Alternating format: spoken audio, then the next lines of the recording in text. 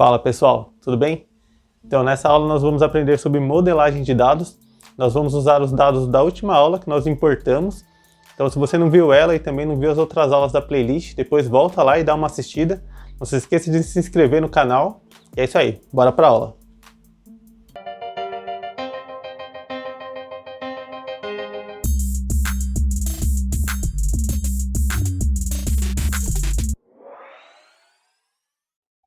Pessoal, recapitulando o que nós fizemos até aqui, primeiro, nós fizemos as conexões que estavam em bases no Excel e em um arquivo CSV. Nós fizemos o tratamento dessas bases no Power Query do Power BI, fizemos a importação desses dados e agora nós vamos continuar. Agora eu tenho que explicar para vocês sobre o modelo de dados. E é muito importante que vocês entendam essa parte. E vai começar a dar erro e você não vai saber o que está acontecendo. Vai procurar erro dentro da fórmula e não vai dar em nada. Então, para a gente ver o nosso modelo de dados, a gente vai vir aqui, bem no cantinho, tem aqui modelo. Clicando nele, nós vemos aqui nossas tabelas e como elas estão estruturadas aqui. Nesse nome aqui em cima, nós temos o nome da tabela. Embaixo tem o nome de cada campo, que é o nome de cada coluna. E aqui a gente percebe que tem ligações que foram feitas entre as tabelas. Essas ligações foram feitas de maneira automática pelo Power BI. Ele tem uma maneira inteligente que ele entende o relacionamento que tem entre cada tabela. E se preferir também, nas configurações, dá para deixar desabilitado para que ele não faça essas ligações de maneira automática. Mas é sempre bom dar uma revisada porque nem sempre o que ele conecta é o que você está esperando. Então você tem que entender como funcionam essas ligações aqui. Agora calma um pouquinho, porque eu acho que deve estar um pouquinho confuso aqui, esse monte de tabela jogada aqui. E, na verdade é porque eu ainda não falei para vocês que o Power BI ele trabalha com um modelo multidimensional, que é uma técnica que organiza os dados e melhora a performance de processamento. E o relacionamento entre elas são entre chaves, que são esses IDs aqui que a gente está vendo. Nesse modelo as tabelas são classificadas como dimensão e fato. Agora eu tenho que explicar para vocês o que é dimensão e fato. Fato são as tabelas que trazem os dados quantitativos. Como o próprio nome diz, são nelas que são registrados os fatos que vão acontecendo no seu negócio. No nosso caso, os fatos aqui seriam as vendas. Cada venda é um fato que ocorreu. Então a nossa tabela fatos seria essa TB vendas. E as dimensões? As dimensões são as tabelas que têm a característica mais descritivas. Então elas descrevem os fatos. Por exemplo, quando ocorre uma venda, ela registra na tabela fato, por exemplo, vendedor, que seria identificada pelo ID vendedor, que é um identificador único para aquele vendedor. Pode ser o valor numérico, por exemplo, que identifica aquele valor, é um valor único para ele, como se fosse um CPF. Aí desse vendedor, nós temos muitas outras informações, como o nome, endereço, telefone, idade, mas eu não preciso registrar todas essas informações a cada registro de venda. Por exemplo, eu tenho uma venda, eu vou registrar, esse é o vendedor, esse é o telefone do vendedor, esse é o endereço do vendedor, não preciso fazer isso. Isso é um desperdício. E o que eu faço? Eu trago na tabela dimensão todas essas descrições apenas em um registro. Aí eu posso conectar a tabela fato com essa dimensão pelo ID vendedor. Isso, além de organizar e otimizar o processamento do Power BI, que fica bem melhor, ele também economiza muito espaço e memória. Por exemplo, se eu tivesse duas tabelas fato, eu tenho uma TB vendas e eu tivesse uma TB compras. Eu estivesse falando, por exemplo, de uma marca de produto. Se eu fizesse um filtro, eu não poderia fazer o filtro só em cima da tabela vendas, usando o campo de marca dentro da tabela vendas, porque eu não filtraria compras. E não poderia filtrar em compras, porque eu não filtraria a tabela vendas. Agora, se eu filtro a dimensão, sendo que a dimensão, eu tenho só um campo e esse campo está conectado a duas tabelas, quando eu filtrar ela no relatório, usar um filtro que está dentro do relatório, com esse campo dessa dimensão, automaticamente eu vou filtrar as duas tabelas fatos. Ou seja, eu ganho um dinamismo muito maior e por isso que o Power BI trabalha melhor desse jeito. Bom, tá entendido até aqui? Se não tiver, já deixa um comentário aqui.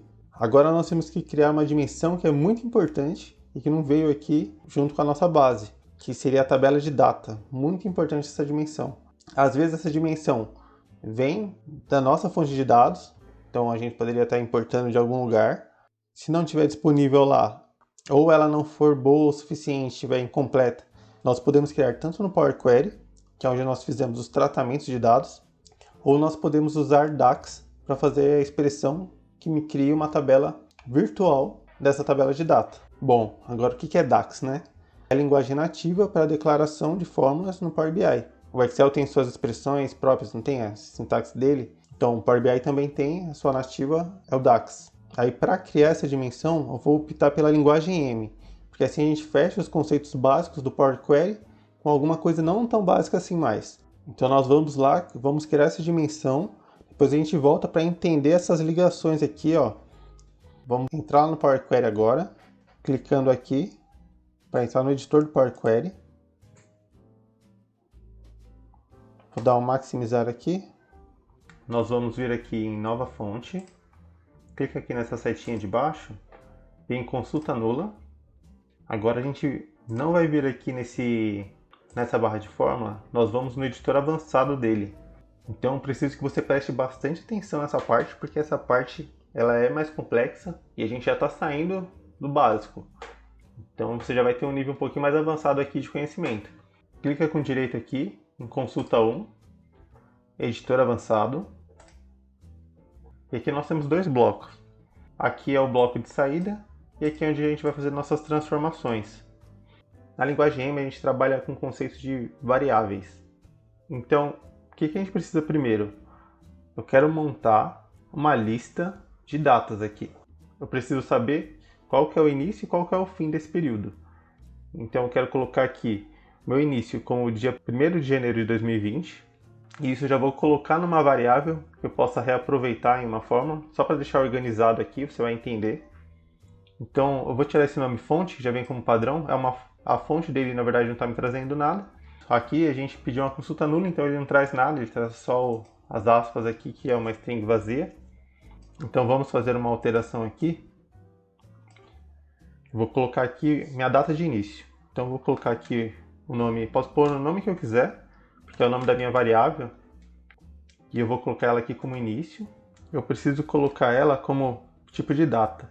Então eu vou colocar aqui hashtag o jogo da velha.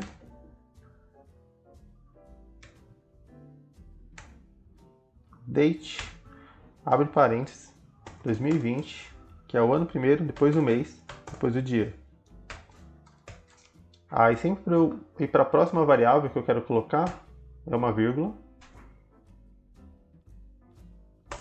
Vou dar um Enter aqui.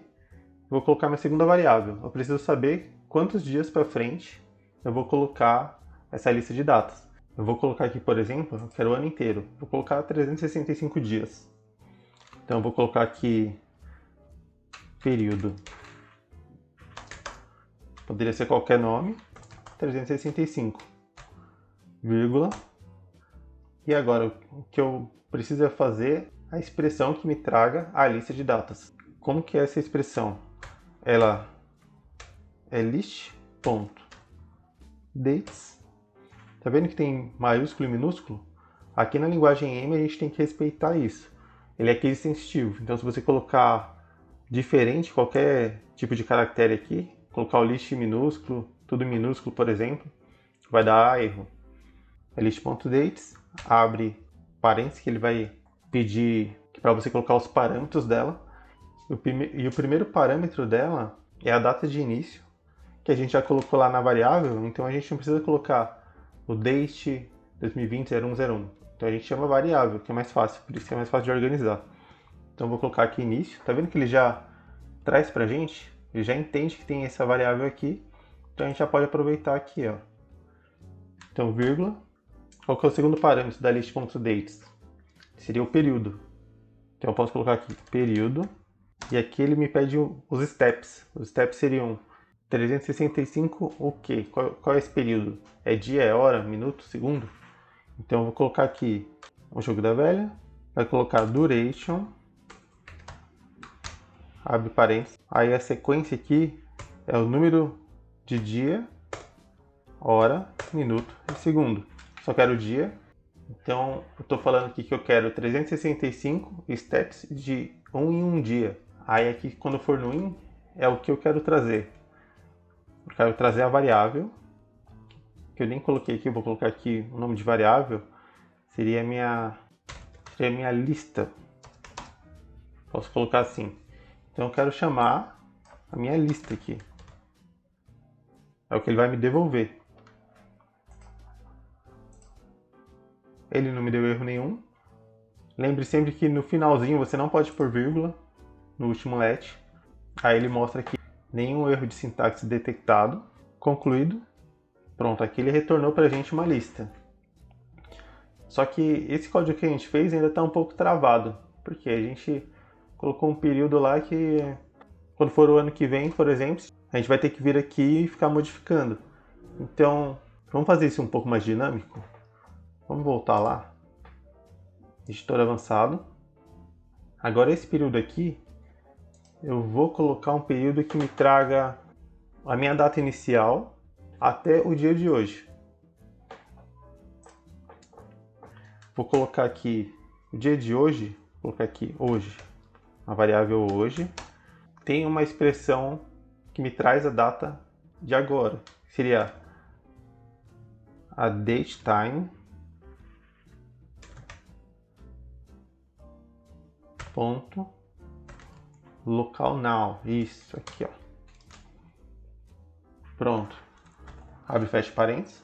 Eu preciso usar essa data de hoje dentro do período. Eu quero a quantidade de dias que tem desde o meu início até o dia de hoje, para eu colocar lá dentro do período. Então eu tenho que saber o dia de hoje menos o meu início, para saber quantos dias tem nessa diferença.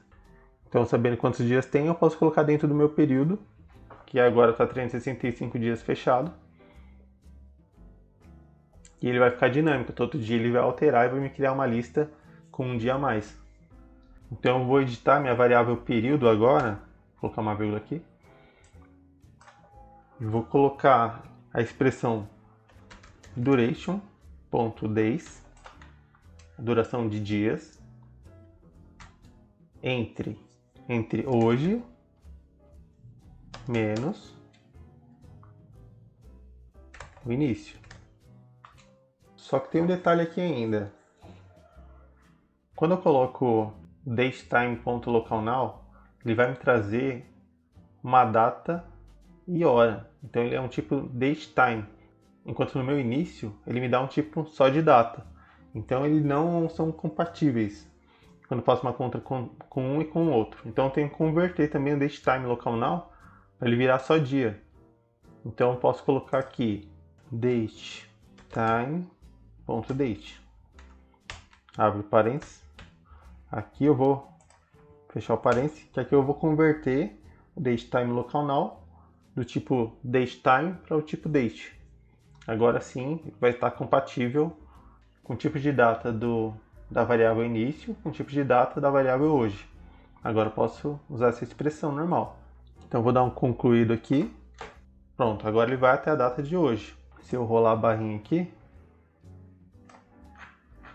hoje é dia 17/10, então 17/10 é a minha última data. Mas na minha tabela de vendas, como tem dados fictícios, se eu não me engano tem até dezembro. Foi só para mostrar para vocês. Então vou voltar aqui, vou no editor avançado,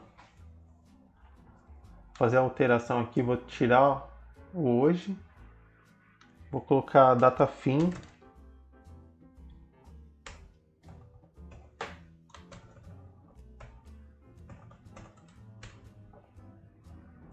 aproveitar esse date aqui.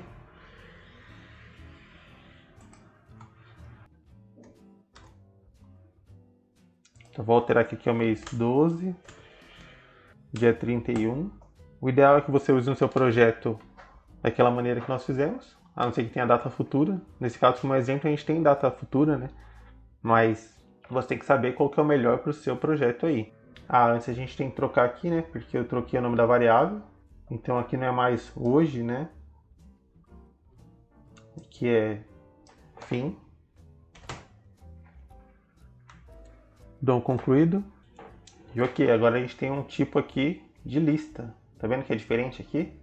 A gente não tem um tipo de tabela. Então pode ver que algumas transformações aqui, ó, a gente não consegue fazer as transformações que a gente precisa aqui ainda.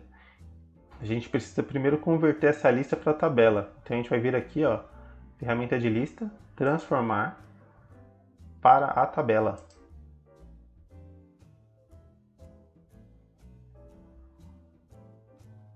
Aqui a gente pode dar só um OK.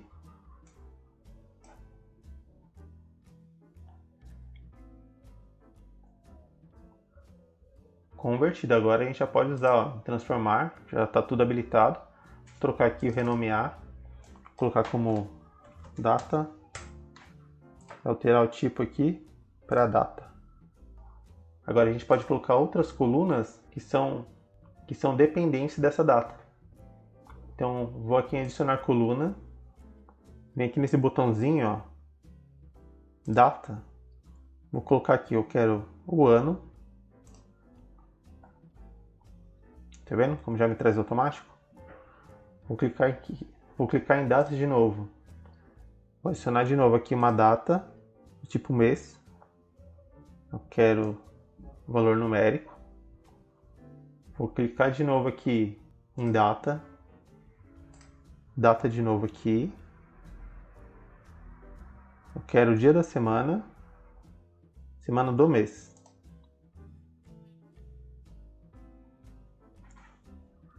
E aqui vou trazer, eu quero o mês com o nome. Nome do mês. E também quero o dia. Pronto, aqui você pode colocar um monte de tipo de data do jeito que você preferir.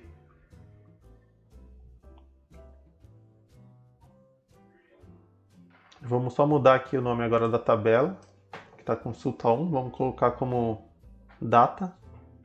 Inclusive vamos organizar já, mostrando tudo que é dimensão e tudo que é fato. Por exemplo, aqui é uma data. Como que eu organizo isso? Uma das maneiras é colocar o D de dimensão,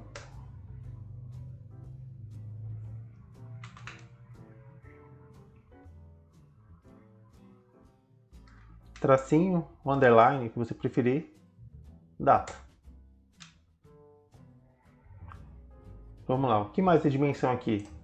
O produto também é dimensão, que ele traz as informações descritivas, né? Então eu posso colocar aqui, além de TB produto, posso colocar, por exemplo, D-produto. E a TB vendedor, o que seria a outra dimensão. Vou trocar aqui, vou colocar D-vendedor. TB fornecedor, outra dimensão, também é descritiva. D.fornecedor. E a tabela vendas é aquela que traz os fatos para a gente. Então é a nossa fato. Eu vou colocar ela como F vendas. E a nossa bônus, hein? O que é a bônus? A bônus também seria uma tabela fato. E é uma tabela fato. Só que aqui no exemplo eu acabei não colocando ela da melhor maneira. Ela poderia ter uma data aqui, né? Cada data seria um fato, um evento. E por isso ela seria uma tabela fato também. Mas como eu estou considerando aqui o bônus como sendo um bônus único que teve para essa tabela de vendas do ano, então vou manter assim, que é só por exemplo mesmo. O ideal é que aqui tivesse uma data também, né? Mas vamos colocar aqui ela como fato. Fato, bônus. Pronto. Agora vamos fechar e aplicar. Pronto. Aí aqui, minha tabela data veio bem aqui no cantinho, ó. Ela não está conectada com nenhuma tabela. O Power BI não conseguiu detectar qual que era a relação entre as tabelas. Então eu vou conectar manualmente aqui. Eu posso pegar e clicar em data, arrastar até a data da fato vendas, que ele faz a conexão. Aí o que ele está dando aqui para mim? Ele está colocando 1. Esse 1 significa que eu tenho uma data para cada registro e ela não se repete. E aqui na F vendas eu tenho datas iguais em registros diferentes. Então ele entende automático isso daqui. E essa direção é a direção de filtro. Ele está falando aqui que a tabela data ela filtra a tabela vendas. Eu vou organizar aqui agora as tabelas. Eu gosto de deixar as tabelas fatos no meio, rodeado pelas tabelas dimensões. Aí é questão de organização. Cada um pode ter o seu jeito de organizar, mas esse daqui eu acho mais eficiente. Aqui na tabela bônus, a gente vê que a gente tem a direção para ambos os lados. Porque o Power BI identificou automaticamente que eu só tenho um ID vendedor para cada registro. Igual eu tenho para a dimensão de vendedor. Aqui cada vendedor poderia receber vários bônus em várias datas diferentes. Só que eu acabei não colocando o campo data, então o Power BI não conseguiu identificar isso. Por isso que eu falei, o ideal era ter um campo data, porque ele poderia receber vários bônus. Mas aqui eu estou considerando que ele recebeu um bônus para o ano inteiro. Vou modificar isso. Eu posso clicar aqui, ó, na ligação com 2 cliques. E vou colocar aqui, que não é 1 para 1 a cardinalidade. Na verdade, é muitos para 1. É da minha F bônus para D vendedor. E eu vou colocar a direção do filtro cruzado como único. Dou um OK. Pronto. Agora já entendeu a direção do meu filtro. Quero filtrar da minha dimensão para a minha fato. Certo? Agora nós temos o modelo de dados prontos. Já fizemos o tratamento todo certinho. Então já tem tudo pronto para começar a fazer as dimensões dos visuais. Esse vídeo está ficando um pouco longo já. Então a gente vai começar a fazer essa outra parte no próximo vídeo. Então se inscreve no canal para continuar acompanhando. Já curte esse vídeo também. Ative o sininho também para não perder a aula. E é isso aí. Até mais.